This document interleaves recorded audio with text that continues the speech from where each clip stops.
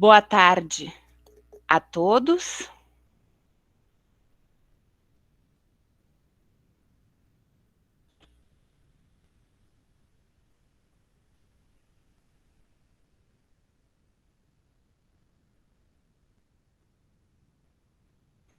É com grande satisfação que estamos realizando hoje a quarta atividade do Ciclo de Desenvolvimento Profissional 2022, Retorno Presencial, Novos Desafios.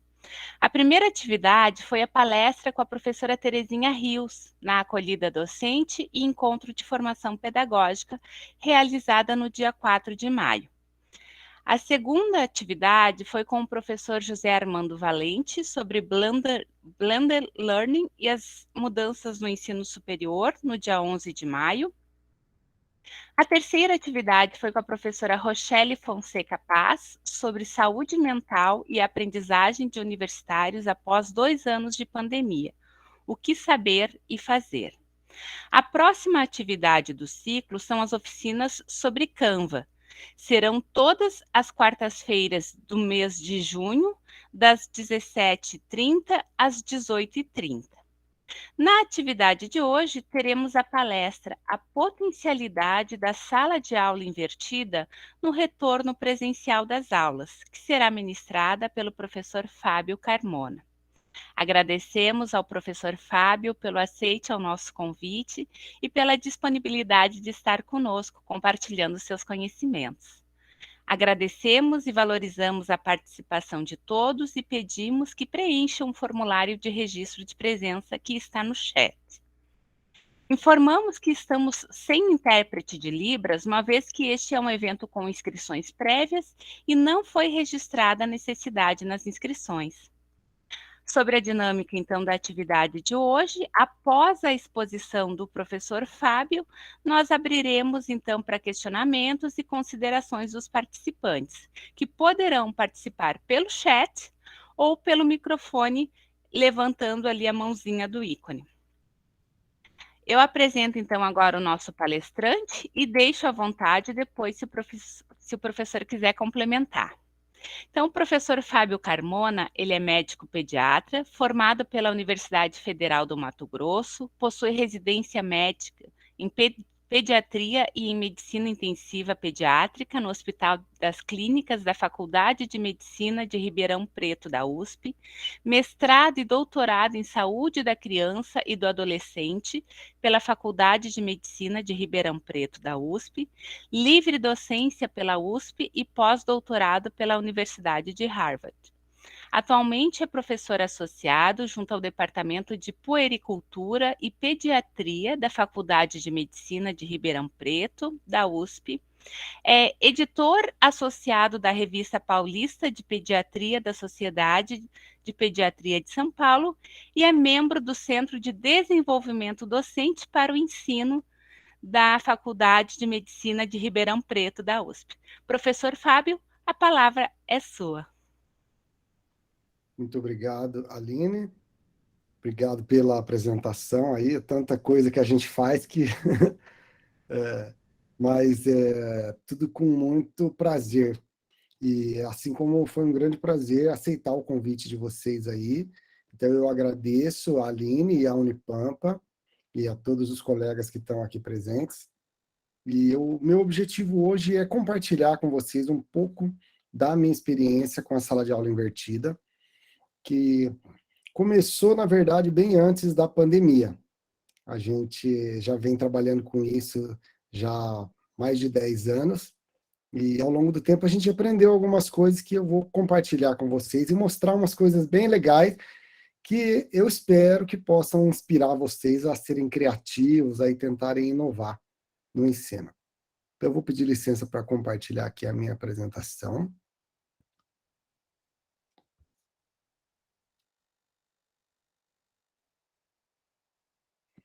Muito bem. Então, eu sou membro, então, do Departamento de Puericultura e Pediatria, né, da Faculdade de Medicina de Ribeirão Preto da USP, que tem o CDDE, que é o Centro de Desenvolvimento Docente para o Ensino, do qual eu faço parte, e que tem bastante material depois eu vou mostrar para vocês no site, no nosso canal do YouTube, para quem está interessado em assuntos relacionados ao ensino, é uma boa fonte de informação, e tem coisas bastante interessantes lá.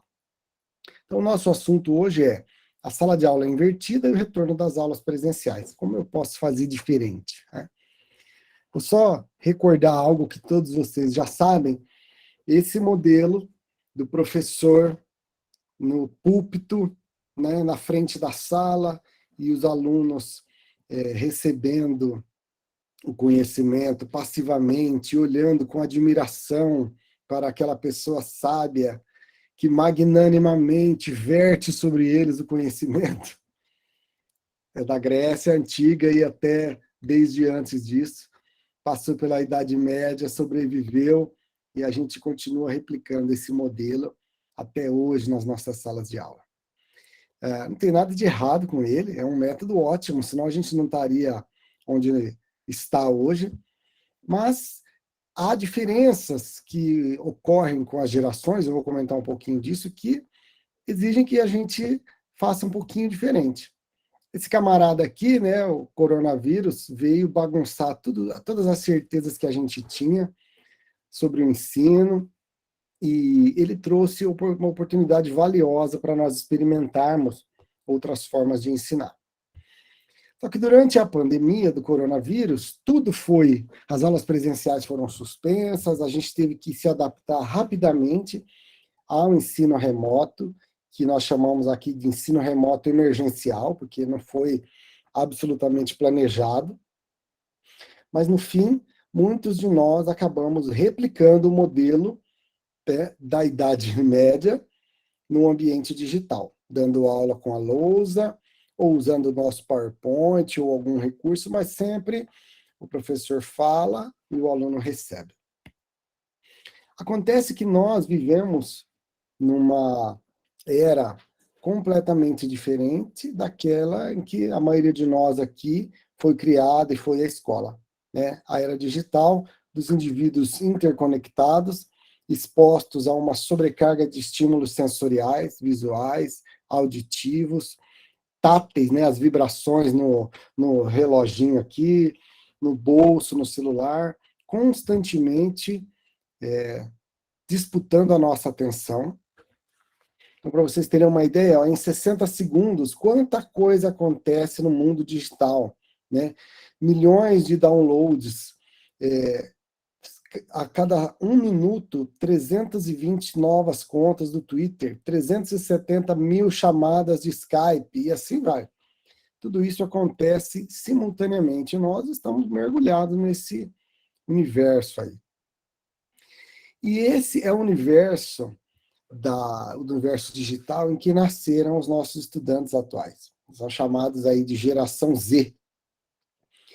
Muitas vezes, talvez vocês se sintam, como eu me senti muitas vezes, frustrado em perceber que o modelo que eu adorava, né, que eu tive aula sempre assim, toda a vida eu aprendi assim, toda a vida eu ensinei assim, não funciona mais, né? Eles dormem, eles ficam entediados, parece que eu estou falando e eles não estão entendendo o que eu estou falando. Como que eu posso melhorar como professor para atender às necessidades dessas novas gerações? Então, esse pessoal que está hoje na universidade, é conhecido aí como geração Z, eles têm algumas características próprias que nós precisamos conhecer. Eu não vou ler tudo isso aqui, mas eu vou chamar a atenção para alguns aspectos, né? Eles são sociais. Então, se uma coisa não está nas redes sociais, ela não aconteceu. Não basta ele ter na memória da viagem. A viagem tem que estar no Instagram, né? Não basta ele ter feito aniversário, tem que ter a foto e tem que ter a postagem no Twitter. Senão não aconteceu. Eles são multitarefa. Fazem muitas coisas ao mesmo tempo, pensam em muitas coisas ao mesmo tempo. Do lado direito, são nativos digitais, já nasceram na era digital, com computador, com celular. São interativos, gostam de interagir, não suportam ficar passivos ouvindo. Eles são tech-savvy. Aqui, tech-savvy é assim, Eu confio na tecnologia para eu não ter que ficar decorando as coisas. Então, para esse pessoal, não faz o menor sentido pedir para eles decorarem uma fórmula, pedir para eles decorarem a apresentação do medicamento. O Google está aí para isso. Né? O que eles querem é entender como fazer, qual é o objetivo, mas decorar, isso não entra na cabeça deles. Eles são menos focados também. O fato de estarem sempre conectados e multitarefa, faz com que eles sejam menos focados. Significa que eles precisam de contato frequente para manter a conexão e precisam de estimulação frequente. Precisam que nós, professores, façamos o papel do celular, dá uma notificação, manda uma mensagem, manda um estímulo, lança um desafio. É assim que a gente consegue obter a atenção deles. E aí, gente, isso é um raio caindo na nossa árvore de certezas.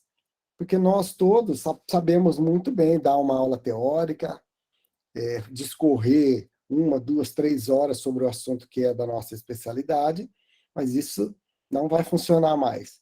Ou talvez vai funcionar para certos assuntos, mas com certeza não vai funcionar para todos os assuntos, né, toda a informação que eles precisam receber. E, ao mesmo tempo, é uma imensa oportunidade para nós melhorarmos os nossos recursos. Lá no CDDE, a gente brinca que cada professor tem que ter uma caixa de ferramentas, igual um marido de aluguel que a gente liga para consertar um vazamento, ele chega, ele tem todas as ferramentas que precisa no carro, para encanamento, eletricidade, uma pequena obra de alvenaria. E assim, o professor, ele tem que ter uma caixa de ferramentas e saber usar a ferramenta adequada que a situação exige. Então, a sala de aula invertida é mais uma dessas ferramentas. Não é a única que o professor vai usar, mas para essa nova geração, talvez seja uma das que é mais efetiva. A grande questão, a grande ruptura, né, é a questão do modelo informativo ou comunicativo. Então, nós todos fomos formados na escola e na universidade pelo modelo informativo, broadcast, que é uma pessoa que tem o conhecimento, que transmite para várias que não têm o conhecimento. Né? Isso é resumido pela frase aqui, sage on the stage, é o sábio no palco, no púlpito. E o que nós estamos sendo convidados agora é para entrar no modelo comunicativo, em que a comunicação flui de forma multidirecional, com ida e volta entre todos. Né? Isso muda o sage on the stage, que seria o papel do professor, ele passa a ser guide at your side. Ele passa a ser um guia para o estudante, lado a lado com ele, direcionando os esforços dele no sentido da aprendizagem. Eu gosto bastante dessa figura porque ela é uma comparação da a aula convencional e a sala de aula invertida.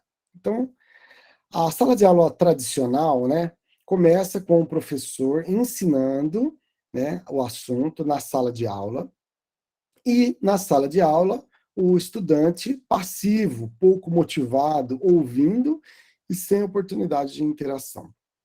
E é muito frustrante, porque nós falamos, agora vamos ouvir as perguntas. Não tem nenhuma pergunta. Alguém tem um comentário? Não tem nenhum comentário. Né?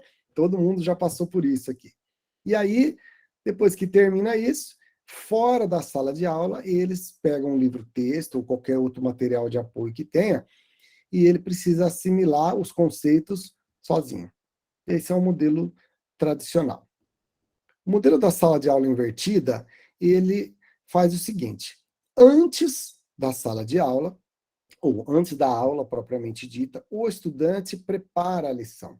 Ele se prepara, lendo textos selecionados, assistindo a vídeos que você recomendou, e durante a aula, né, dentro da sala de aula, o professor não vai assumir aquele papel na frente, ele vai convidar todos a ter um papel ativo.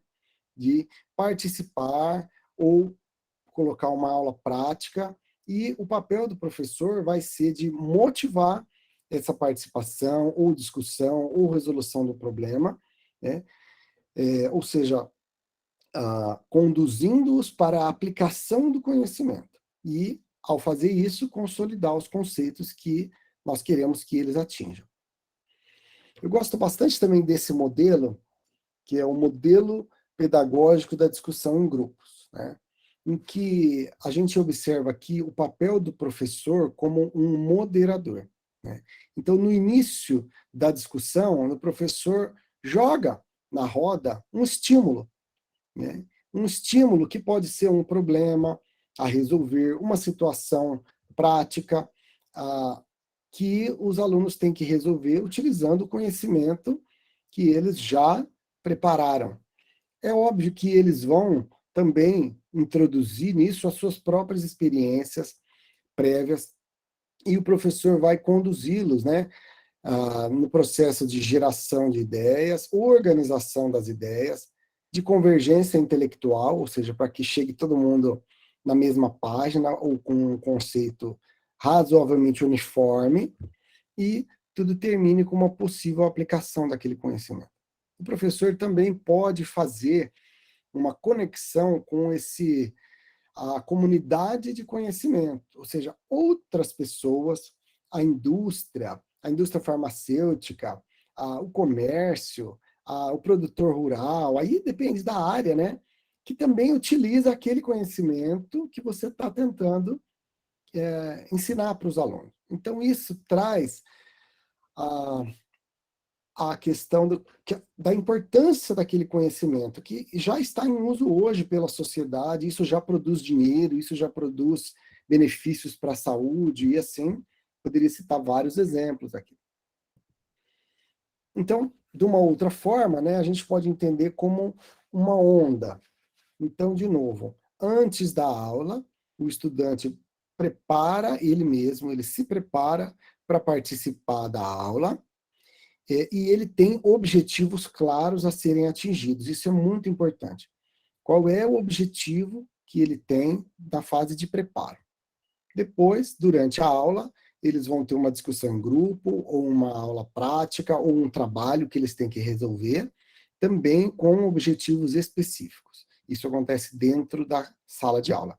E depois, eles podem checar o seu entendimento, fazendo um questionário, uma avaliação formativa, também com objetivos claros, e aqui nessa fase eles podem ampliar o conhecimento, indo além, com materiais oferecidos por você ou não, materiais que eles mesmos vão encontrar, e eles sabem muito bem como fazer isso.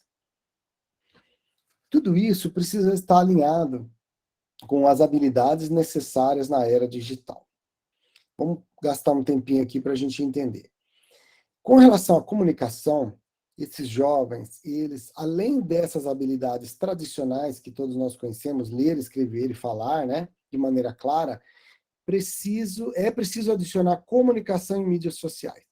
Então, se você puder utilizar as mídias sociais como exemplo, como forma de comunicação, isso vai agregar, e eles podem entender como se comunicar adequadamente na mídia social. Na nossa área aqui da saúde, a gente lidou com vários episódios de estudantes, quando estão no estágio no hospital, fotografando o paciente e postando nas mídias sociais fotos de pacientes, de crianças, sem a permissão. Então, é uma oportunidade que a gente teve de aprendizagem, né, de ensinar com relação à ética, privacidade, confidencialidade. Então, foi muito rico. Agora, a gente não tem visto isso mais. A outra habilidade, capacidade de aprender de maneira independente. Isso é fundamental. Eles já têm essa iniciativa e nós precisamos incentivar que ele não fique só naquilo que você está falando, que ele vai além, porque é isso que ele vai ter que fazer depois que ele se formar. Então, ele precisa ter responsabilidade para ele descobrir o que ele precisa saber e onde encontrar esse conhecimento, e criar esse hábito de estudar a vida toda. Ética e responsabilidade, isso é universal. Trabalho em equipe e flexibilidade, isso é especialmente importante nas profissões da saúde, que cada vez mais é preciso aprender a trabalhar na equipe multiprofissional. As habilidades de pensamento incluem o pensamento crítico, a resolução de problemas, criatividade, originalidade e estratégia. Então, ele precisa identificar problemas e buscar soluções. As habilidades digitais, ela significa que quase tudo que ele aprende depende fortemente do uso da tecnologia. Não adianta a gente achar que só da gente falar ele vai aprender, não vai. E por fim, a gestão do conhecimento, que é uma das habilidades mais abrangentes, né? Que é ele saber onde buscar informação confiável, não é no Google, não é na tia do WhatsApp, né? Como ele determina se a informação é válida ou não válida, como aplicar, entender que a informação, o conhecimento, ele se transforma ao longo do tempo. Então, tudo isso tem que estar presente de alguma forma, se não tudo na sua disciplina, mas ao longo do curso de graduação. A taxonomia de Bloom para o domínio cognitivo, vocês devem conhecer essa pirâmide, né? Ela classifica, né, essas habilidades do domínio cognitivo em as habilidades de baixo nível, que seriam lembrar, entender e aplicar. E as habilidades de nível mais alto, analisar, avaliar e criar o conhecimento. Então, quando nós utilizamos o modelo tradicional, muitas vezes a gente não consegue sair do primeiro degrau. A gente só consegue fazer com que o estudante decore certas coisas que eu preciso que ele decore para a prova, entenda algumas, ou entenda superficialmente, e se for puramente teórico, provavelmente ele não vai conseguir aplicar o conhecimento. Então, a ideia da sala de aula invertida é ter oportunidade e tempo reservado para subir os degraus e alcançar, pelo menos, o degrau da aplicação do conhecimento. Existem formas de fazer isso no ambiente digital. Então, aqui é um exemplo de que atividades digitais você pode propor que contemplam os degraus da taxonomia de Bloom. Então, por exemplo, para ele aplicar o conhecimento, eu posso pedir para ele fazer um certo cálculo, por exemplo, numa área de exatas, né, ou de engenharia, produzir um gráfico nas áreas, por exemplo, de matemática, de estatística, editar um texto, então eu dou um texto e ele vai editar, fazendo correções com o que ele aprendeu, fazendo upload de uma tarefa, então aqui a gente chama de uma tarefa com resposta construída, que não é só ele escolher uma opção, ele tem que, a partir do conhecimento, criar uma resposta. E assim sucessivamente. Mas como nós estamos falando do retorno presencial, isso aqui a gente talvez não vai utilizar, mas eu vou dar umas ideias para vocês aqui. O fato de nós estarmos com retorno presencial das aulas não significa que eu não possa usar a tecnologia para a fase de preparo. Eu vi aí que vocês já tiveram uma palestra sobre o Blended Learning, ótimo, e eu vou abordar isso rapidamente aqui. Embora a gente possa fazer tudo isso cara a cara, a gente pode pegar parte da nossa disciplina e deixar ela online. E deixar para fazer presencialmente só aquela parte da sala de aula mesmo, que vai envolver o trabalho em grupo e a aula prática. Mas será que isso funciona? Vamos dar uma olhadinha. Eu peguei só rapidamente aqui uma evidência que foi encomendada pelo Departamento de Educação dos Estados Unidos, pediu que fosse feita uma meta-análise de estudos que comparassem ensino presencial com online e presencial com ensino híbrido. Quando compararam o ensino presencial com o ensino online, não houve diferença quanto à aprendizagem. Significa que o ensino online, 100% online, ele não é nem melhor nem pior do que o presencial, tá? É claro, não estamos falando aqui de aulas práticas. Mas, quando foram comparados o ensino presencial com o ensino híbrido, o ensino híbrido foi superior. Então, isso quer dizer que quando você combina diferentes estratégias, aproveitando o que cada uma tem de melhor para oferecer, você consegue um resultado melhor.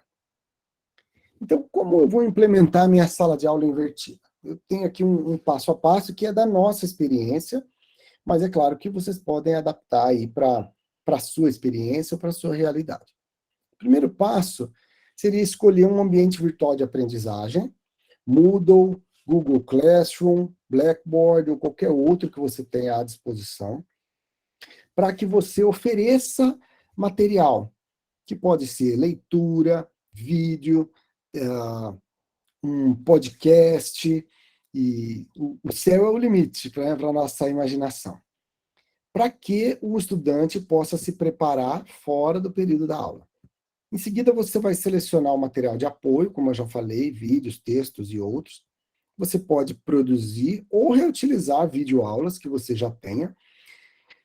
Não é necessário, gente, a gente brinca assim que com os alunos de pós-graduação, quando eles vão escrever a tese, eu falo assim, olha, você não vai ganhar o Prêmio Nobel de Medicina e também não vai ganhar o Prêmio Nobel de Literatura. Então, simples, né? Seja simples.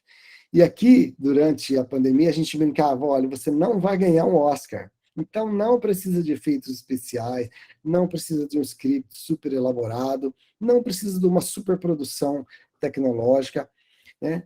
Grava a aula do jeito que você faz, que já vai estar muito bom. Então, você pode pegar material que você já tem ou reutilizar.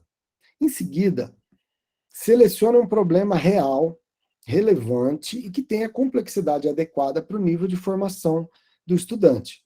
E, principalmente, esteja presente nessa etapa. Não é só jogar o material e desaparecer até o dia da aula. Então, você lança um estímulo, olha, vocês têm que ler tais textos e assistir tais vídeos para a nossa aula no dia tal. Mas aí você manda um lembretezinho, pergunta como é que está indo, se tem alguma dúvida. Segura um vídeo para lançar depois, para você mandar como complemento, naquela ideia de você estar presente e estar enviando notificações para eles, porque a gente tem que concorrer com o WhatsApp, com o Instagram deles. Você também precisa considerar quem são os seus estudantes. São jovens recém-saídos do ensino médio, ou são já quase formados? São profissionais formados? São pós-graduandos? Tudo isso faz com que eles tenham experiências diferentes e expectativas diferentes. A gente tem que ver também com relação ao perfil socioeconômico. Será que eles têm computador em casa? Será que eles têm uma conexão à internet de boa qualidade? A gente enfrentou muito problema com relação a isso durante a pandemia. O que eu pretendo ensinar? É um conhecimento teórico? É uma habilidade manual? É uma aplicação do conhecimento? O que que é? Qual a sua base pedagógica? Construtivista, behaviorista? Isso vai pensar, para você pensar como vai implementar isso, tanto na fase de preparo, quanto na fase dentro da sala de aula. Que tipo de conteúdo você vai oferecer? Vídeo, texto, podcast? Eu tenho todos os recursos que eu preciso à minha disposição? Porque eu posso ter uma ideia maravilhosa, mas não tenho recurso para implementar, então não vai dar. E também como eu vou fazer a avaliação do aprendizado, como vai ser a avaliação somativa no final da disciplina. Tudo isso precisa estar muito bem escrito, explícito, claro no plano de ensino e aprendizagem, o nosso PEA, para que o estudante saiba. Então, eu vou fazer um planejamento, incluir todas essas informações no PEA e vou entregar para o estudante no início da disciplina, para que tudo esteja claro e ele já esteja preparado para o que vai acontecer. Um outro ponto importante é pactuar com os estudantes a questão do trabalho em equipe.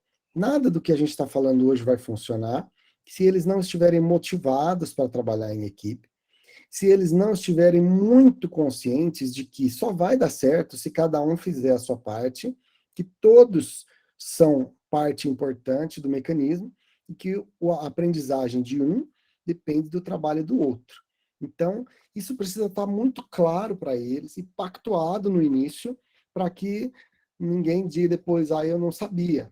Né? Então, estar ciente disso e fazer com eles um compromisso, tratando-os como adultos que precisam ser responsáveis pelo seu aprendizado, é muito importante para isso aqui dar certo.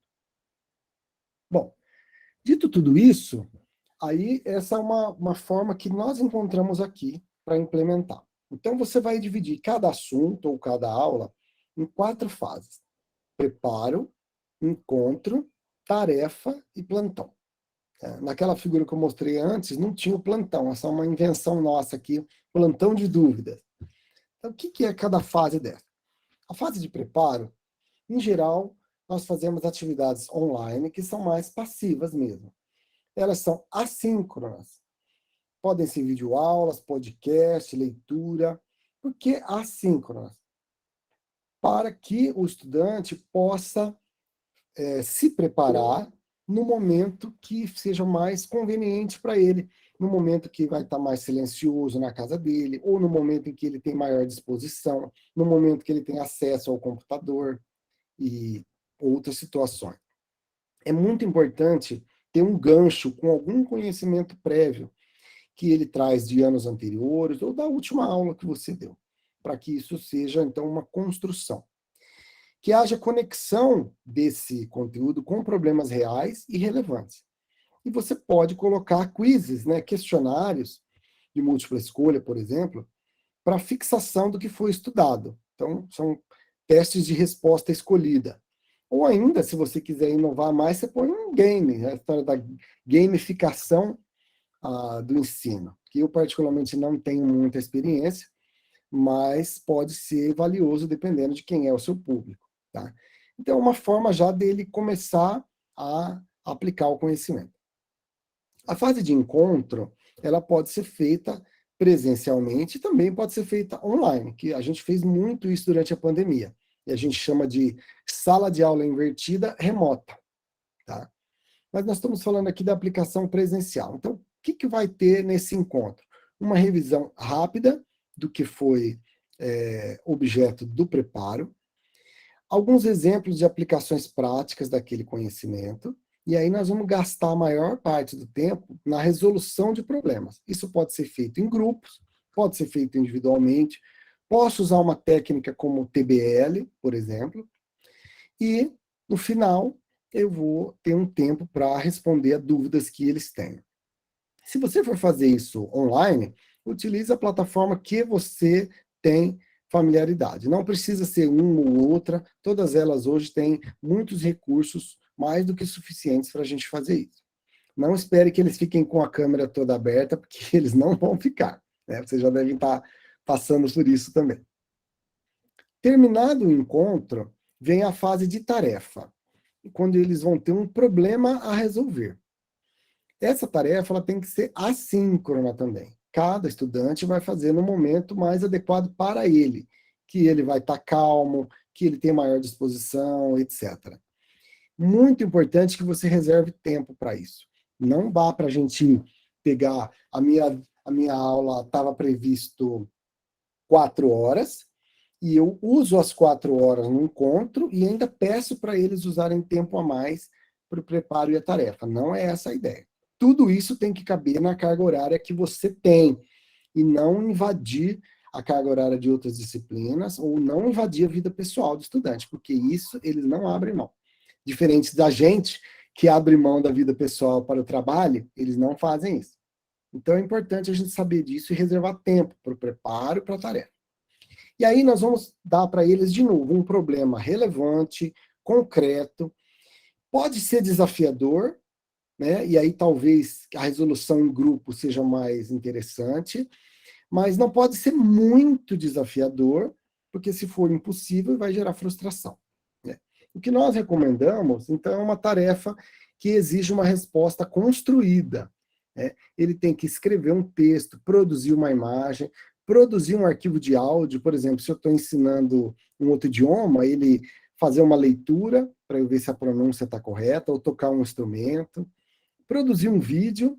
Durante a pandemia, eu dei uma tarefa para os estudantes que eles tinham que gravar com o celular deles mesmo, como se eles estivessem fazendo uma ressuscitação cardiopulmonar num travesseiro na sua casa. Então, né, para treinar alguns aspectos da a frequência das compressões, a profundidade das compressões. Foi bem interessante. Você pode também fazer essa tarefa presencial, né? Que seria demonstrar um procedimento, fazer um debate ou defender alguma ideia, mas, em geral, a gente recomenda que seja feita assíncrona, né? Em casa, fora do horário. E, por último, é importante ter uma forma do estudante entrar em contato com você em caso de dúvida. Se a gente esperar que ele vá fazer a pergunta para mim só quando eu for encontrar ele de novo na semana que vem, a motivação vai cair. Semana que vem ele já nem lembra mais disso por causa daquela sobrecarga digital que a gente falou.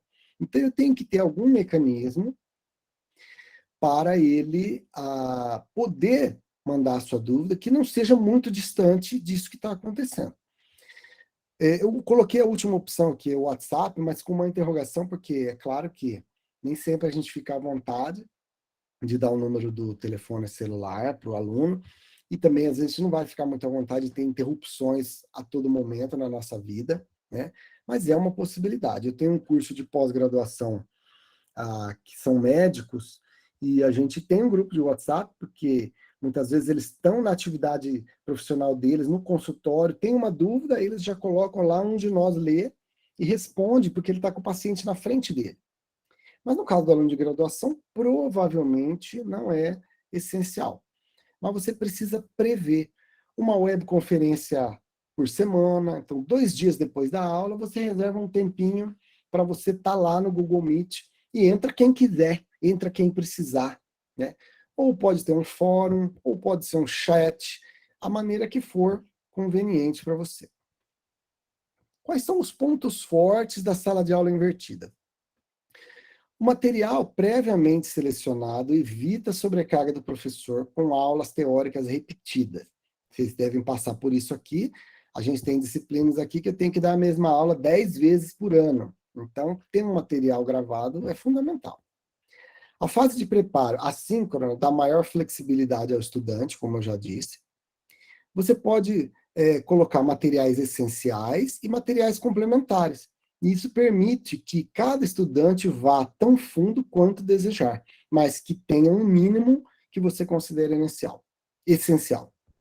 Os encontros síncronos ou presenciais, eles valorizam o tempo do professor e valorizam o tempo do aluno, quando são dispendidos em atividades colaborativas, construtivas, reflexivas, práticas. Tarefas que são relevantes e que sejam relativamente complexas permitem que o estudante aplique o conhecimento e levanta dúvidas e dificuldades. Se você der uma tarefa muito fácil, não vai ter dúvidas. E, portanto, perdeu uma oportunidade. E, por fim, as sessões ou os plantões de dúvidas ou outras formas de comunicação efetivas servem para parar as arestas, fazer a lapidação, né, do conhecimento, esclarecer as dúvidas e consolidar a aprendizagem. Tá? Aqui uma outra forma de falar disso, né, que ao permitir a sala de aula invertida, que o aluno siga o seu ritmo, né, ele vai moldando até chegar à sua proficiência. Então, isso resulta em menor manejo da carga cognitiva. Ele também um maior senso de competência naquela habilidade que você pretende ensinar. Ele tem um maior senso de conexão com você, com os colegas, e tudo isso aumenta a motivação extrínseca. E ele tem um maior senso de autonomia sobre o seu próprio aprendizado. Isso aumenta a motivação intrínseca do estudante. Então, você precisa considerar qual a motivação deles, com que frequência você vai abordá-los, mandar aqueles estímulos. Considere que eles têm, sim, dificuldade de acesso, que a internet pode não estar funcionando, que o computador acabou a bateria, isso acontece mesmo. E planeje muito bem as suas avaliações formativas, a sua avaliação somativa e o processo de avaliação da disciplina pelos estudantes, para que você tenha subsídios para fazer modificações sempre. Vou pular aquele slide, porque vai repetir tudo que eu já falei. Boa parte do que eu tirei, do que eu estou falando para vocês, eu tirei desse livro, que eu recomendo que vocês leiam, ele está disponível na internet. E o Educar na Era Digital, do Tony Bates. Traz vários conceitos muito interessantes para a gente entender um pouco da geração digital. Tá? Durante a pandemia da Covid-19, nós, aqui na Faculdade de Medicina de Ribeirão Preto, tivemos que, assim como vocês também, né, improvisar, fazer coisas de emergência, reinventar a disciplina, e muitas das coisas que nós fizemos, e também que outras universidades fizeram, foram reunidos nesse suplemento da revista Medicina Ribeirão Preto. O endereço está aqui, depois eu posso postar aqui no chat. Ela está pedindo a indicação do livro, eu vou voltar. Ó. Se você quiser, pode dar um print na tela aí, mas depois eu coloco o nome do livro aqui no bate-papo também, tá, Eliane? Tá lá. E esse é o endereço, então, do suplemento da revista Medicina, que reúne as experiências, principalmente da FMRP, mas também de outras universidades, para o enfrentamento e para a inovação, né, que foi uma grande oportunidade. E agora eu vou contar um pouquinho para vocês da minha experiência pessoal implementando esse tipo de atividade aqui na Faculdade de Medicina. Eu sou coordenador desde 2012 dessa disciplina, que é oferecida para os calouros do curso de medicina. Né? Primeiro dia de aula deles, estou eu lá, fazendo a abertura da disciplina, chama Primeiros Socorros e Atendimento Pré-Hospitalar. Ela faz bastante sucesso, porque eles não gostam muito dos primeiros anos da medicina, porque são as áreas básicas, né? Biologia celular, bioquímica, e eles falam assim, meu Deus, por que eu tenho que aprender isso? Eles só vão entender a importância disso mais para frente. Mas nessa disciplina, eles falam assim, olha, essa é a primeira vez que a gente se sente um pouquinho médico. Né? Então, eu coordeno essa disciplina e eu aplico bastante a sala de aula invertida, como eu vou falar para você. Então, esse é um módulo, ó, ele chama SBV, Suporte Básico de Vida. Então, eles têm a primeira atividade, ó, eles têm que assistir um vídeo do Suporte Básico de Vida. Tem 2 testes, né, que são 2 ou 3 perguntas com conceitos-chave para eles responderem. Eles têm material de leitura, 2 arquivos PDF, as diretrizes da American Heart Association, né? Tem um aplicativo de celular que eles têm que baixar e levar na sala de aula. E depois tem aqui a atividade opcional, que é a tarefa, que depois eu vou mostrar para você. Então, olha só, aqui sou eu, num vídeo gravado, que a gente fez no estúdio, ensinando como que faz a ressuscitação cardiopulmonar no adulto. Aí estou ensinando lá, ó, tem que fazer assim, a superfície plana, tal. Eles assistem esse vídeo. Depois, eu peço para eles assistirem esse vídeo aqui, ó. Vamos ver se o som vai sair para vocês. Eu vou deixar aí até o final, ó. Tá baixinho, professor.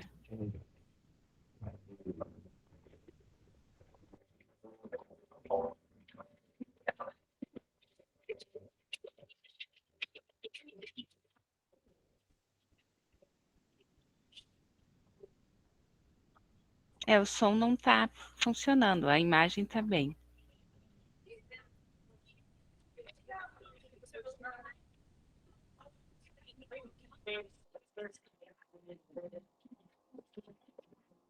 The immediate help to an adult who suddenly collapses isn't as hard as you might think.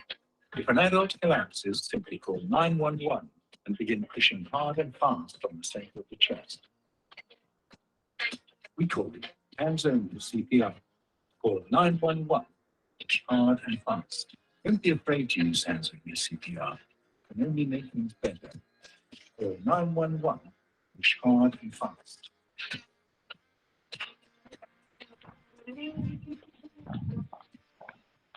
Então, esse vídeo que eu peço para eles assistirem, né?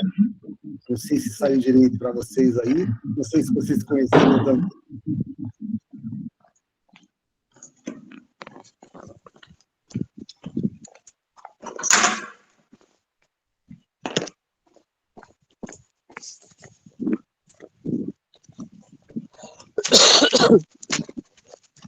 Fábio, fechou o seu microfone. Oi, tudo bom?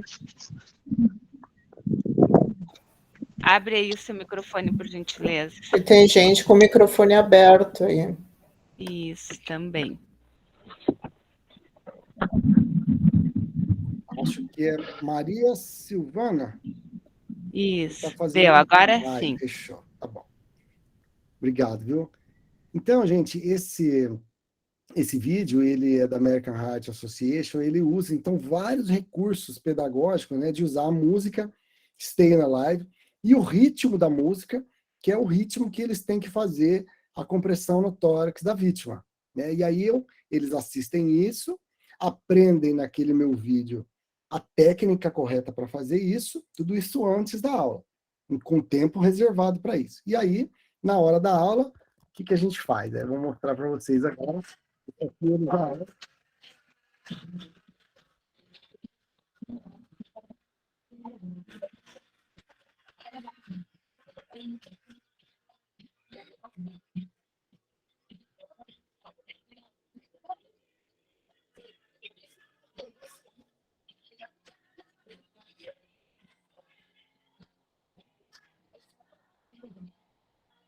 E aí tem até um dançando ali do lado, né?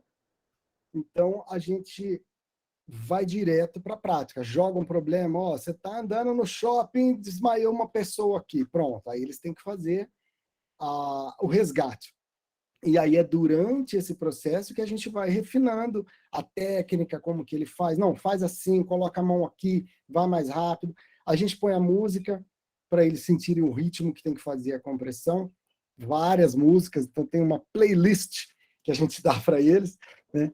Eu falo, ó, de hoje até a semana que vem, vocês só podem escutar essas músicas aqui. Tem a playlist, que é tudo na mesma velocidade, com músicas que eles conhecem, obviamente. Não dá para pôr as músicas que eu gosto, senão não rola.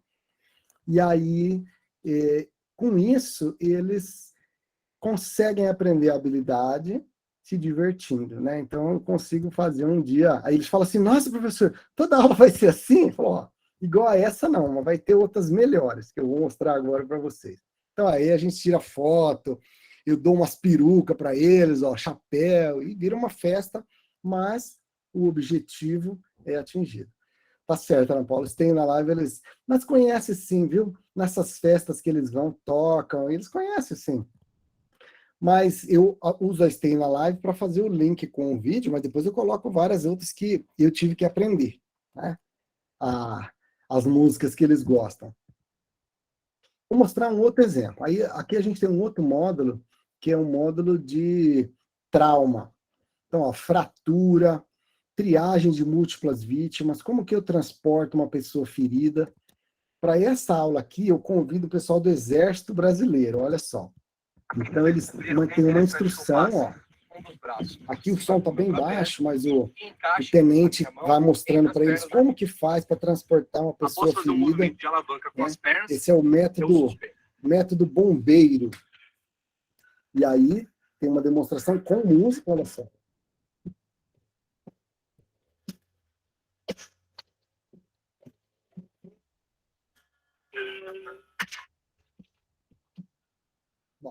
Eu quero que eles aprendam essa habilidade, né? Aí olha só o que a gente faz, leva eles para o meio do mato, olha lá, e eles têm que fazer igualzinho. Aqui sou eu filmando eles, o tenente ajudando a carregar, porque o cara era muito pesado. E aí, ó, terminou de carregar, surpresa, tem 2 vítimas, né, de um acidente, eles têm que atender. Então são habilidades que eles já viram o vídeo, né? E eles têm que demonstrar a habilidade aqui. E aí é a hora que eu aproveito para falar, ó, faz assim, por que você não faz assado? Corrija aí a sua posição da mão, vamos parar o sangramento. E assim vai. Olha lá, comprimindo o ferimento. É. E a gente usa técnica, tem umas bombas que eles soltam, tá vendo? Tem apito, então eu falo que eu vou botar estresse neles. Porque numa situação dessa, ninguém fica calmo, né, gente? A gente fica estressado mesmo. Falou, vocês têm que saber fazer isso mesmo com estresse. Então, apita no ouvido deles, solta bomba, e eles se divertem, né? E no fim, qual que é o meu objetivo? Que eles aprendam aquela habilidade, né? E aí, só mais um exemplo eu vou mostrar para vocês, ó. Esse é um outro módulo que é de trauma também, mas é um pouquinho mais complexo, né? Então eu tenho aqui o traumatismo crânioencefálico, traumatismo raquimedular. E aí quem dá as instruções para eles em vídeo é o Corpo de Bombeiros. Então aqui é o Cabo Viana, um parceiro nosso, ele tem a videoaula gravada, eles têm que assistir, se preparar para essa habilidade. Então, olha lá, como que usa a prancha. Eu vou adiantar um pouquinho aqui. O vídeo é longo. Vamos ver aqui. Olha lá, como é que imobiliza a coluna cervical, como que escolhe o colar cervical que vai colocar. Lá. Depois disso, eles vão para a aula prática no laboratório de simulação. Olha lá, eles estão com uma vítima, que é um deles mesmo, imobilizado, a perna, imobilizado o braço, que tem que colocar na prancha, aqui eles mesmos transportando a vítima do chão para colocar na prancha. Então, a gente, quando eles estão na sala de aula, eu não vou gastar o tempo precioso ensinando, ficando dando aula teórica sobre isso. É hora de botar a mão na massa. Tá? E a tarefa? Eu mostrei para vocês 3 exemplos, né, da fase de preparo, da fase do encontro, que é no nosso método aqui, e depois tem que ter a tarefa. E lembra que a gente tem que fazer uma conexão com o mundo lá fora, né? Como que é? Então, eu faço assim, ó. Eu passo um vídeo para eles, vocês vão conhecer isso daqui, é do seriado Lost, né?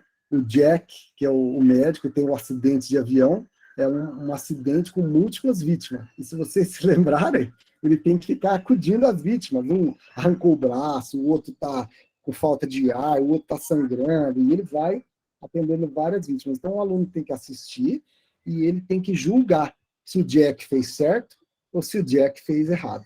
Então, uma maneira de eles avaliarem o conhecimento, o que foi feito, né, por outra pessoa aqui na ficção, com o conhecimento que eles têm. E eu estou precisando modernizar isso, porque o Lost já está ficando fora do universo deles, né? É mais do nosso do que do deles. Então, eu vou mais para frente aqui, o Jack fazendo um resgate, vamos ver. Olha lá, a pessoa presa na ferragem, ele está tentando deslocar. Quando eu falo que eu estou precisando atualizar, eu preciso usar mais Chicago Med e Chicago Fire, que é isso que eles assistem agora, né? Deixa eu colocar no ponto aqui o vídeo, ó. Aqui vai ter uma parada cardíaca, ó. Ficar carregando, de repente, espera. Aí tem a habilidade, olha lá. Checou o pulso, não tem pulso, pediu ajuda, começou a compressão torácica lá. Então aí eles... Isso eu não fiz ainda, eu vou colocar esse vídeo para modernizar as referências, porque precisa fazer sentido para eles. Então a ideia vai ser eles julgarem se isso está sendo feito direito ou tem alguma coisa que não corresponde à realidade. Tá? E aí, prometo que eu já estou terminando, viu? Eu trouxe 2 evidências de que isso é bom. Esse é um artigo publicado em 2018, diz assim: sala de aula invertida melhora o aprendizado dos estudantes nas profissões da saúde, que é a minha área, né? Foi uma meta-análise e a conclusão foi: a evidência atual sugere que a sala de aula invertida nas profissões da saúde promove uma melhora significativa no aprendizado do estudante comparado com os métodos tradicionais de ensino. Aqui tem a figura da meta-análise, a gente vê lá embaixo o losango mostrando que favorece, então, a sala de aula invertida. E aí, tudo isso também tem o reconhecimento do estudante, né? Nós temos sido premiados, a gente tinha sido premiado em 2014, e agora os últimos 2 anos, 2019 e 2020, melhor disciplina do primeiro ano médico, e os alunos que fazem isso, a gente chama Prêmio Gutenberg, que tem aqui na nossa faculdade. E de 2021 não saiu ainda, vai ser anunciado esse ano. Eu estou aqui de dedos cruzados para ver se eu vou ganhar de novo o prêmio de melhor disciplina. E não é só porque o conteúdo é legal, não é só porque eles se sentem um pouco mais médicos, é porque a metodologia é adequada para o que se está pretendendo ensinar e adequada para o público que eles querem pôr a mão na massa, não querem ficar escutando você falar, tá? Então, com isso, eu vou concluir, depois de quase 1 hora falando sem parar, né? Então, a sala de aula invertida é viável e eficaz na promoção da aprendizagem. As disciplinas e os professores precisam se reinventar para as novas gerações. Requer um pouco de esforço investimento institucional, principalmente para infraestrutura, mas permite que você tenha um resultado sensacional. Use a sua criatividade, não tenha medo de inovar, né? Quando eu falei que ia transformar a aula numa boate, teve gente que me olhou estranho, pensou que eu estava maluco. Quando eu convidei o Exército para vir dar aula para eles, teve gente que achou que eu era bolsonarista, ia militarizar o ensino. Eu recebi crítica de todo lado, né? Mas, gente, o resultado fala por si mesmo. Então, não tenha medo, experimente com segurança, né? Tenho certeza que vocês vão ter aí um ótimo resultado. Essa é a página que eu falei que ia dar para vocês. Tem aqui o endereço do site do CDDE, é facinho, cdde.fmrp.usp.br. Tem o nosso canal no YouTube com vários vídeos de técnicas pedagógicas, vários assuntos relacionados ao ensino. É só procurar CDDE no YouTube. E esse é o e-mail de contato para quem quiser escrever, para ter informações ou pedir alguma sugestão de leitura. A gente vai ter o maior prazer em atender, tá bom? Encerro por aqui. Muito obrigado mais uma vez. Desculpe eu ter falado demais. E agora vamos ver se vocês vão ter alguma pergunta, porque essa não foi uma sala de aula invertida, né? Vamos ver se vocês vão ter perguntas. Obrigado, então. Professor Fábio, nós que agradecemos a sua presença, as reflexões provocadas, né, e os valiosos ensinamentos. Eu tenho certeza aqui que o pessoal vai, a partir da sua fala aí, problematizar as suas próprias práticas. Antes de passar, então, para as perguntas, e daí eu já informo, né, que as perguntas podem ser via chat ou também pelo microfone ali, só clicar no ícone da mãozinha. Também dizer que todas estas palestras do ciclo, elas estão sendo gravadas e estão disponibilizadas no YouTube da Prograde, então a gente convida todos a curtir o canal do YouTube da Prograde. Professor, enquanto nós ainda não temos aí algumas perguntas, eu gostaria só de retomar algumas coisas que o professor havia colocado, né, principalmente com relação lá ao modelo que nós temos de ensino e de escola, né, que é o professor que dá aula. E tem o professor Júlio Furtado, ele diz, né, se o professor dá aula, o aluno faz o quê? Né, se é o professor que está dando, quer dizer, a ação é o professor que está fazendo, o aluno ele só tem que ficar passivo, né, nesse modelo tradicional. Então, a gente tem que realmente romper este paradigma aí.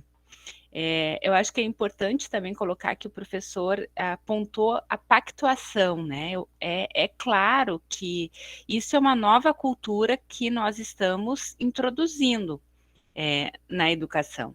Nós temos aí centenas de anos, né, de um ensino tradicional, onde é o professor que está à frente da sala de aula. Então, nós não temos, não podemos achar que chegando hoje na sala de aula e implementando a sala de aula invertida, os alunos vão topar, né, vão aceitar, não vão reclamar, vai ficar todo mundo muito tranquilo com a metodologia. Então, é importante pactuar, né, o contrato didático, para quem, né, esteve com a formação do professor Celso Vasconcelos, né, precisa estar tudo explicado. Qual é o papel do aluno nessa nova metodologia, qual será o papel do professor, o papel das atividades, né, antes da sala, depois da sala, durante a sala. Então, acho importante, e isso o professor ressaltou, né, na sua fala. Então, eu deixo aqui, né, essas provocações e teria mais coisas para falar, mas eu acho que é importante que os participantes também aqui tirem as suas dúvidas e participem, né? Uhum. Eu vou só complementar aqui, Aline, eu postei aqui no chat o link do suplemento da revista Medicina que trata do ensino remoto emergencial, para quem quiser dar uma olhada, o acesso é livre, viu? E concordar com você, que é uma mudança que tem que ocorrer no estudante e na gente também, né? O nosso jeito tem que desapegar. O nosso jeito de ficar dando aula, eu falo, nossa, mas eu tenho um universo dentro de mim, né? Eu preciso dar isso para eles, né? Mas não é mais assim, né? A gente tem que pegar isso e transformar em outra coisa, tem que transformar numa experiência. Esse é o ponto. Não pode ser só você contar uma história para ele. Ele tem que viver. Se ele não viver, não faz sentido para ele. Se a gente não entender isso, não vai ter sucesso. Os alunos aqui, eles fazem uma brincadeira, que só recentemente que eu descobri. Quando o professor está dando aula teórica, quando o recurso que eles acharam para se motivar, sabe o que é? Eles falam uns outros assim, abra aí o Lattes desse professor para você ver. Aí eles vão lá, tem pós-doutorado, não sei aonde, pesquisa, não sei o quê, financiamento FAPESP. Aí eles falam, tá vendo? Escuta o que ele tem para falar, porque é importante. É assim, mas na verdade, a gente não é a gente que está motivando, né? Eles mesmos estão buscando formas de se motivarem quando esse papel é nosso. Então, vale a pena. Tem um comentário da Ana Paula aqui, ó, vamos ver.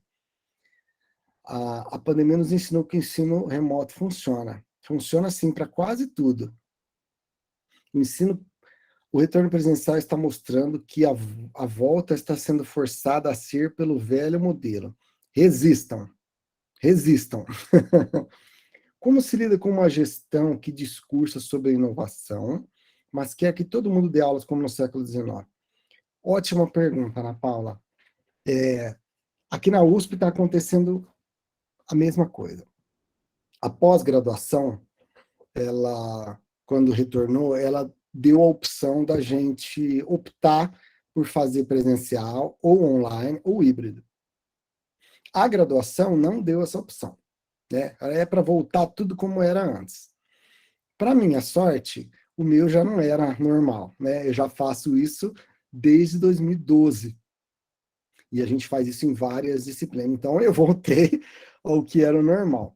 Mas, ainda bem que a gente tem bastante apoio da diretoria aqui, que a USP também deu uma certa liberdade para cada diretor de instituto dizer o que balizar isso melhor. Então, a gente tem muito estímulo aqui para não fazer aula teórica convencional. Tá? Isso é bastante estimulado. O que eu acho que pode ser feito para a gestão é uma conversa. Né? Conversar, mostrar as evidências, como eu mostrei agora. Existe literatura para isso, né? De que o ensino híbrido é melhor que o puramente presencial, de que a sala de aula invertida é melhor do que o ensino tradicional, e, a partir das evidências, tentar buscar. Fala assim, mas eu vou pagar o professor, mas ele não está dando aula. Não é que não está dando aula, ele está fazendo um monte de outras coisas. Todos nós sabemos o tanto de coisa que a gente faz que não é dar aula, né? Então, eu acho que tem que ser pelo diálogo mesmo, embasado nas melhores evidências científicas. De repente, eles topam assistir esse vídeo, de repente eles topam enviar alguns de vocês para um curso de capacitação que a gente faz. A gente tem um módulo básico de ensino nas profissões da saúde. É meio voltado para o nosso expertise aqui, né? Mas muita coisa se aplica para outras áreas. De repente, o gestor topa vir aqui ver como que é, e eu acho que vale o diálogo, então. Seria a minha resposta para você. Depois a gente tem... Oi. Isso, é a professora Carla, mas o professor Márcio, ele estava com a mãozinha levantada. Professor Márcio, teria alguma consideração?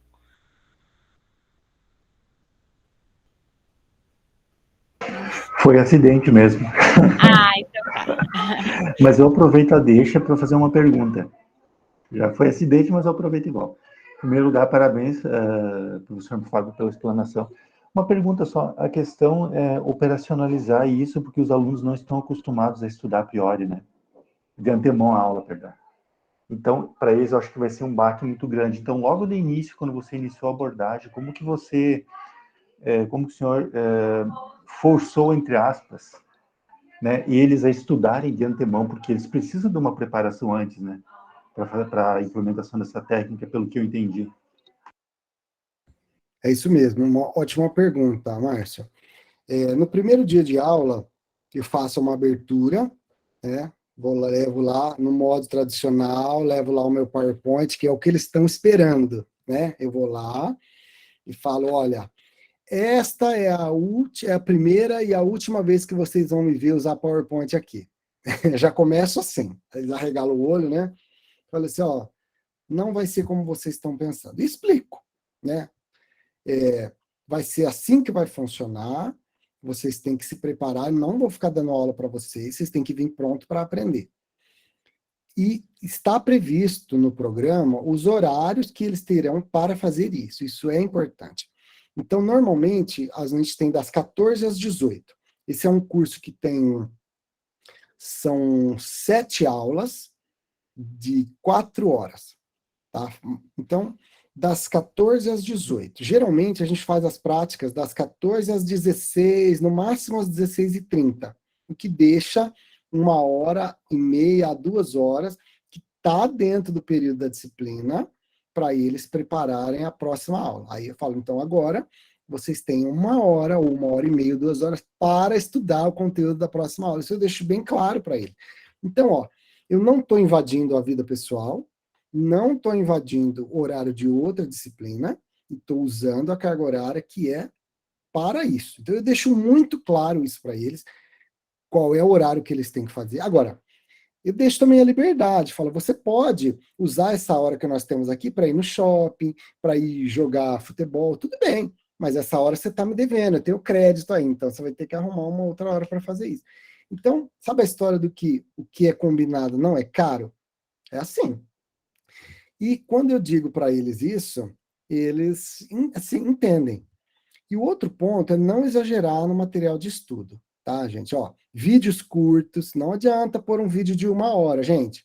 Vocês sabem que eles assistem tudo na velocidade 1,5, 2 vezes? Tudo. Eu não consigo. Se eu boto um negócio desse, pera. Eles fazem isso.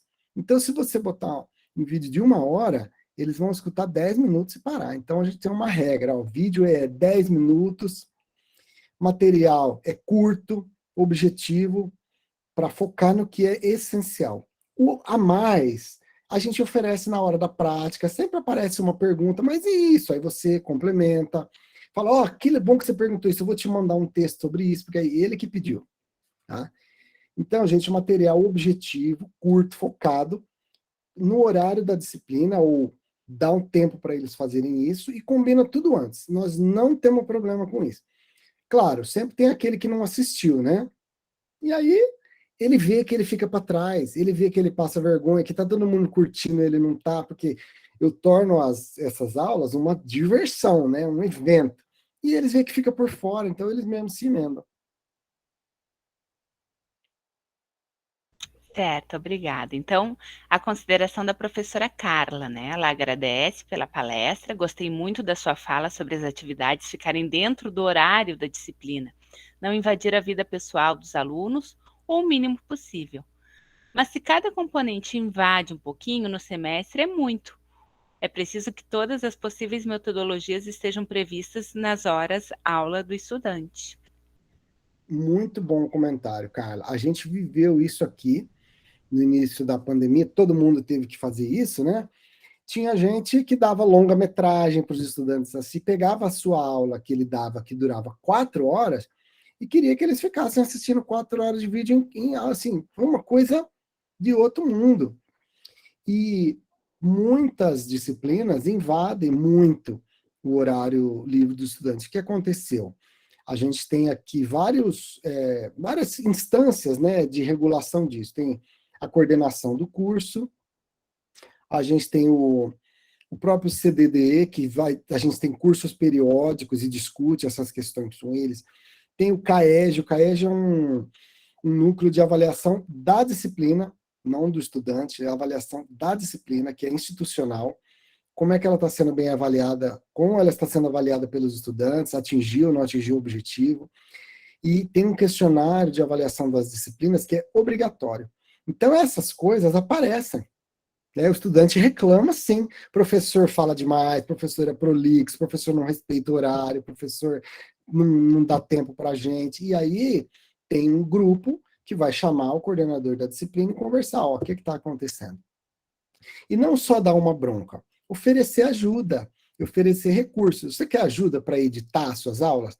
Você quer ajuda para, vamos focar no que é essencial? A diretoria, a faculdade oferece um estúdio para gravação de videoaulas, para edição, para cortar os pedaços que são dispensáveis, né? Então, o segredo seria esse: chamar todo mundo, explicar e oferecer ajuda. Não é só dar bronca e fazer exigência. Você tem que ter o que oferecer. Com isso, a gente conseguiu equacionar bem o problema. A gente tem tido pouca reclamação nesse sentido. E, de novo, né, professor, eu acho que é importante as reuniões do curso servirem também para o planejamento, né? Estes combinados com relação à carga horária, com relação à metodologia, né? Então, de novo, né, resgatando o professor Celso Vasconcelos, quando ele falava das reuniões pedagógicas, né? Às vezes, as reuniões de curso e de colegiado de curso, elas se resumem a aspectos administrativos, e esse é um espaço rico justamente também para fazer estes combinados entre os próprios colegas, né? Do ajuste da carga horária, de propor novas metodologias, de se apoiarem até inclusive na proposta de uma nova metodologia da inserção do curso, né? Então, nós temos também aqui na Unipampa, né, estes espaços de avaliação institucional, avaliação da disciplina, só que muitas vezes eles não são aproveitados, né? Então, o aluno faz a avaliação, né? E muitas vezes não se aproveita o conteúdo dessa avaliação. A grande maioria sim, né? Mas a gente sempre reforça da importância da avaliação e de olharem coletivamente, quer dizer, o colegiado do curso, os professores, né? Para essas avaliações. E com relação ao suporte, né, eu acho que a gente vem aí de uma ascendente, quem acompanha as ações do Núcleo de Pedagogia Universitária, a gente, né, tem proposto, desde o início da pandemia, né, já essas questões com relação à aprendizagem ativa, a metodologias ativas, né, então, seriam, claro que precisamos avançar, né, mas nesse sentido a gente entende também que a própria, né, a sua vinda hoje aqui com essa sua fala, né, com tudo que o professor trouxe, né, já a gente entende que já é um mobilizador aí. E o fato de termos pessoas assistindo, quer dizer, nós tivemos pessoas que se interessaram. Então já está aí também uma sementinha, né, professor Fábio, para começar, de repente, a se encorajar, né, numa nova metodologia. Devagarinho, porque como o professor bem falou, isso é uma cultura que nós estamos instituindo, não é comum para o aluno ele ser ativo na sua aprendizagem, pelo contrário, né, ele é passivo, e se a gente olhar para a escola da educação básica, né, ele vem aí também de um caminho passivo de aprendizagem, onde ele senta e ouve o professor e ele só responde a folhinha que o professor dá, né? Então, a gente está aí mudando e rompendo uma cultura do aluno e também nossa, porque toda a nossa vida, enquanto alunos, nós ouvimos e vimos um professor falando e a gente escutando, né? E depois, também, muitas vezes, nos próprios cursos de formação, a gente reforça essa característica. Então, trabalhar com a mudança de cultura também assim, leva tempo, né? Aline, tem um comentário muito bom aqui da Ana Paula, e depois a Franciele aqui fez coro com ela. Eu gostaria de ler que é muito bom. Olha só. Ela pergunta assim: eu sempre me pergunto se isso não é um desserviço. A maior parte dos problemas reais não são solúveis em poucos minutos. O quanto esse novo modelo fast food é permanente em termos de aprendizado? Não estamos mostrando que paciência é desnecessária e que solução de problemas nos níveis mais altos da taxonomia de Bloom demandam tempo? Aprendizado demanda tempo, e eu não tenho certeza se esse particionamento todo é benéfico. Não tenho resposta. Isso me angustia, ela está dizendo. Talvez eu seja já meio velha, mas eu acho que a formação dos mais antigos é bem superior àquela dos mais novos. Paula, eu gostei demais do seu comentário, porque ele reflete, assim, exatamente o que todos nós, uma vez ou outra, sentimos dentro do coração aqui, né? E eu vou compartilhar com você o que a gente tem discutido aqui. A primeira coisa, vou começar de trás para frente, tá? Você fala assim, olha, eu acho que a formação dos mais antigos é bem superior àquela dos mais novos. Essa impressão que você tem, ela vem desde que o mundo é mundo, né? Os nossos pais também achavam que essa juventude está perdida, né? E os nossos avós também falavam isso dos nossos pais, essa juventude está perdida. E os nossos bisavós falavam a mesma coisa dos nossos avós. Então, essa percepção de que as novas gerações são piores, são preguiçosas, sabem as coisas superficialmente, ela não é nova, mas eu te garanto que ela não é real. Os alunos, eles são, sim, competentes, eles são interessados, quando a gente consegue falar a língua deles. Se você tratá-los como adultos, eles respondem como adultos. Eu concordo com você que, para atingir o ápice da taxonomia de Bloom, precisa de tempo. Mas nós não temos todo o tempo do mundo. Cada um de nós tem um tempo X na nossa disciplina, né? Se eu pudesse ter 10x, seria maravilhoso, mas não tem. Então, como eu posso fazer o melhor uso possível desse tempo, né? Será que tem uma forma de eu aproveitar melhor esse tempo? Então, nessa questão da sala de aula invertida, é justamente você aproveitar o tempo que você tem junto com ele ali, para, em vez de eu ficar falando sem parar, eu juntar ele e falar assim, vamos chegar junto nessa solução. Tá falando, a solução de algum problema real demanda tempo. Você vai gastar esse tempo com ele na sala de aula para resolver o problema, guiando o raciocínio dele, e não ficando dando aula teórica. Essa é a ideia. E só para completar, essa sala de aula invertida, ela é apenas uma das ferramentas que tem que estar na sua caixa de ferramentas. Pode ser que o assunto que você vai ensinar naquele dia não cabe sala de aula invertida. Pode ser que o melhor jeito seja sala de aula uma aula tradicional, e está tudo bem. Não importa. O importante é que, para aquele assunto, aquela é a melhor estratégia. Para um outro assunto, talvez um TBL. Para outro assunto, sala de aula invertida. Então, aí que é o legal, da gente rechear nossa caixa de ferramentas e saber usar a melhor para cada situação. Então, eu concordo plenamente com o que você falou, isso causa angústia na gente, mas se a gente ajustar um pouquinho a lente, né, vai ver que eles são bons mesmo. A gente, sabendo usar as ferramentas corretas, eles respondem e vão te surpreender, eu tenho certeza. A aula expositiva também tem o seu valor, né, professor Fábio? Nós não queremos jogar o bebê, a água, tudo fora, né? A gente só está aqui, como o professor falou, trazendo mais ferramentas, né? O professor Vanderlei, como fazer isso em um curso noturno, onde o aluno está matriculado de 6 a 8 componentes diferentes e ainda trabalha de dia? Complicado, complicado. Eu não sei bem o que é componentes, talvez seja uma matéria, uma disciplina. Isso, são as Disciplina. É o jeito que a Unipampa chama disciplinas, por motivo supostamente didático.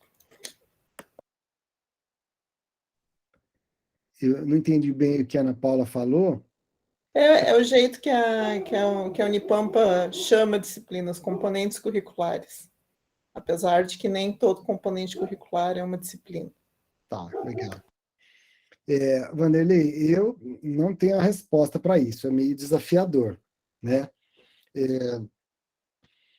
O que eu pensaria seria, talvez, vamos supor que eu tenha aula terça e quinta, 1 hora de aula.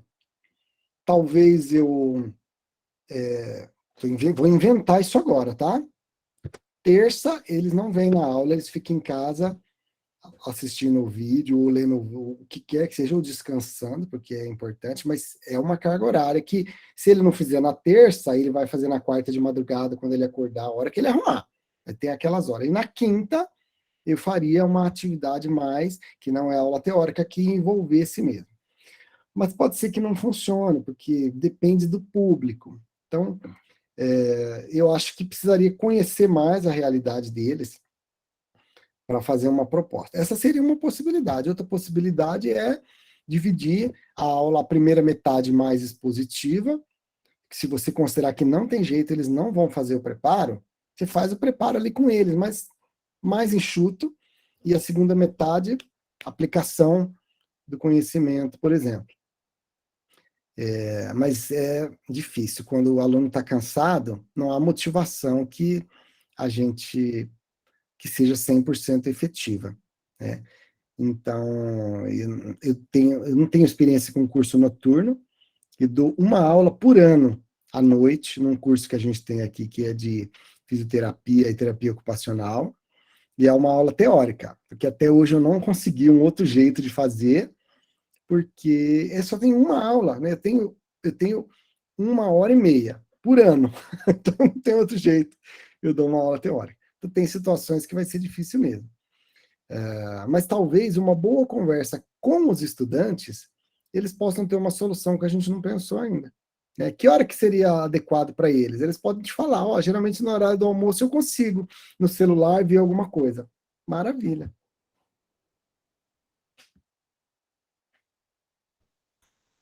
Certo. Ok, professor Vanderlei.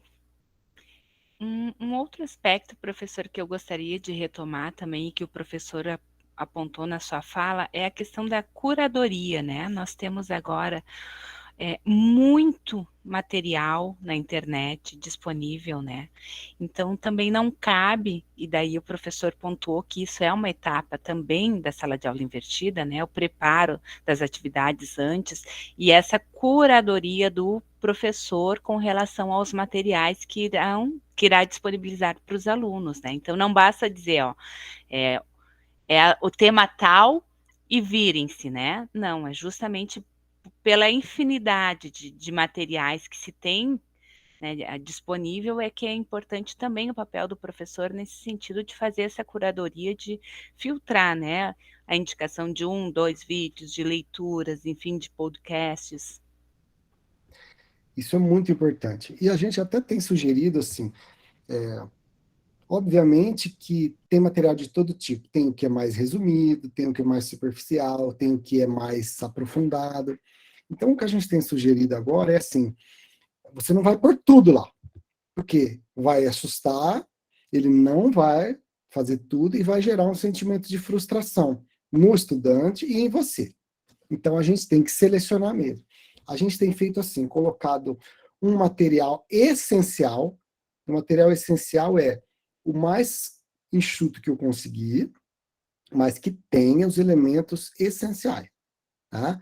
Que eu preciso para ele atingir os objetivos. Porque uma parte importante do que, retomando lá o comentário da Ana Paula, é assim, qual é o objetivo educacional daquela aula? É ele se tornar um expert naquele assunto ou ele conhecer a fisiologia da mitocôndria? Sei lá, inventei agora. Qual é o objetivo educacional? Aquilo que vai nortear a escolha do que é essencial. É essencial que ele saiba isso e isso, eu vou pôr lá. Mas eu posso pôr um material adicional que é assim, se você está com tempo hoje e quer saber mais, abre esse daqui, que vai um pouquinho mais fundo. E aí você abre uma porta para um material mais completo para aquele aluno que quer ir além, mas tem que garantir aquilo que é o essencial. Eles vão buscar outras fontes, com certeza, mas eles comparam. É muito comum eles verem, professor, eu estava olhando lá no YouTube e falaram diferente do que o senhor está falando aqui. Aí eu falei, porque aquilo está desatualizado, porque a recomendação atual é fazer assim. Então, isso gera dúvida na aula prática, muito bom. Tá? Então, a curadoria é fundamental mesmo. E, gente, material não falta. Entendeu? Não falta. E não precisa ser seu. Pode ser de outra pessoa que às vezes dá aula muito melhor que a gente, né? E está lá ricamente ilustrado, por que não? Certo. A professora Graça, então, ela coloca aqui: importante conhecer as propostas inovadoras para optar ou não de forma mais consciente por elas, até porque esse tipo de mudança reverbera em mudanças paradigmáticas acerca do ensino, aprendizagem, papel da universidade, especialmente a pública, dentre outros elementos. Nesse sentido, penso que todos esses aspectos podem e devem fazer parte da discussão. Eu concordo, Graça. A gente precisa conhecer mesmo, e ter muitas ferramentas, né? Tem várias coisas que eu não uso, por exemplo, TBL. Eu aprendi a fazer, experimentei um dia nessa disciplina mesmo, achei que não encaixou, né? Falar, não fez sentido para mim. Eu tirei. Eu fiz uma vez só e não gostei, mas eu me permiti experimentar. Os alunos foram prejudicados? De jeito nenhum. Na hora lá, eu me virei nos 30, né? Para garantir que eles tinham ali deu mais trabalho para mim, na verdade, e eu acabei abandonando. Mas talvez seja eu que não tenha muita experiência com isso, ou o assunto não comporta mesmo, né? Mas é muito importante ter isso. E eu concordo com você também que tem uma mudança de paradigma aí. Essa história do estudante ser um adulto responsável e protagonista do seu aprendizado, guiado por nós. Guiado por nós. Nós, muitas vezes, nós temos 20, 30 anos de carreira, né? E a gente tem um pensamento muito crítico, a gente consegue avaliar, encontrar respostas com uma rapidez que não dá para a gente esperar que o aluno tenha. Então, essa questão é importante, assim, qual é o nível de competência que eu espero que o meu estudante tenha? Não pode ser igual a minha, de jeito nenhum, não pode ser. Eu não posso esperar, por exemplo, eu sou pediatra, né? Não vou esperar que ele saiba de cor a dose do antibiótico da amoxicilina. Não vai saber, ele vai no Google, né? Se ele souber que é amoxicilina, mais ou menos como que usa, já tá bom, né? Então, essa reflexão cabe. E, por fim, né, eu concordo com você que não é uma decisão só de um professor, né? Tem que ser, obviamente, que você pode liderar, puxar o comboio, ser inovador, e foi isso que eu acabei fazendo aqui nessa parte do primeiro socorro, mas se não tiver apoio da instituição, não vai acontecer. Então, como eu falei para vocês, eu tive críticas, olhar enviesado, de estar falando, mas você vai soltar bomba no meio do gramado? Eu vou. Eu estava morrendo de medo, mas no fim deu certo. Não aconteceu nada de errado, mas eu exagerei um pouquinho. Mas você não precisa fazer isso, lógico, viu, gente? Mas se permita experimentar. Mesmo que não dá certo, você já sabe que desse jeito não dá certo, né? E você vai convencer. O principal argumento para você convencer os colegas ou a gestão é a avaliação do estudante. Na hora que eles te premiam, reconhecem, saem, eles brigam para se matricular na disciplina, briga para ser monitor da disciplina, né? Eu tenho uma bolsa de monitor, geralmente eu tenho 20 monitores, todos voluntários, que eles brigam, tem que fazer processo seletivo para participar. Isso é o que fala mais alto. Não é a minha opinião, não é o paper, é o sucesso que faz. E eles vão reconhecer.